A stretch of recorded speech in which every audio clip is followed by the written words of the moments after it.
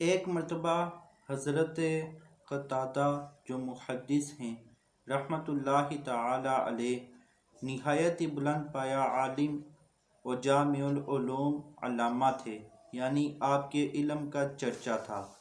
بالخصوص علم حدیث اور تفسیر میں وہ اپنا مثل نہیں رکھتے تھے۔ کوفہ تشریف لائے تو ان کی زیارت کے لیے ایک عظیم الشان مجمع جمع ہو گیا۔ آپ نے تقریر فرماتے ہوئے حاضرین سے کئی بار یہ فرمایا، جو مجھ سے چاہو پوچھو۔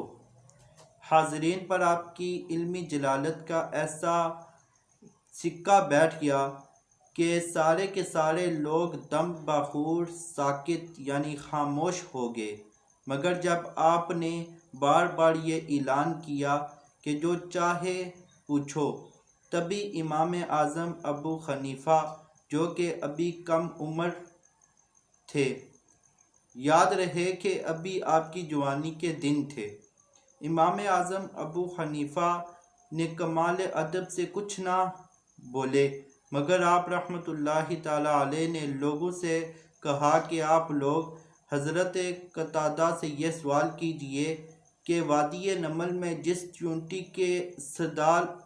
چیونٹی نے صدا لگائی تھی، تقریر کی تھی، اس کو سن کر حضرت سلیمان علیہ السلام ہنس پڑے تھے، وہ چیونٹی نر تھی یا مادہ؟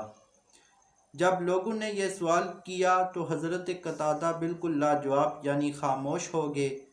پھر لوگوں نے امام اعظم ابو حنیفہ سے دریافت کیا یعنی پوچھا کہ آپ بتا دیجئے، حالانکہ آپ نو عمر تھے، ابھی بالکل جوانی کا عالم تھا۔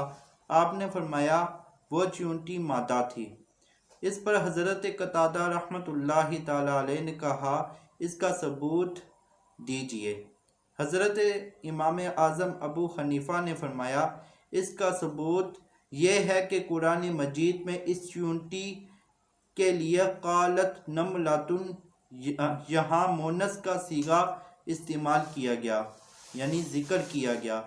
اگر یہ چیونٹی نر ہوتی تو ارشاد ہوتا قال نمل، مذکر کا صیغہ ذکر کیا جاتا۔ حضرت قتادہ نے اس دلیل کو تسلیم کیا اور امام اعظم ابو حنیفہ کی جوانی کے عالم میں دانائی اور قرآن فہمی پر حیران رہ گئے۔ اللہ اکبر! ناظرین کرام، یہ ہے علماء کی شان اور ان کا علم اور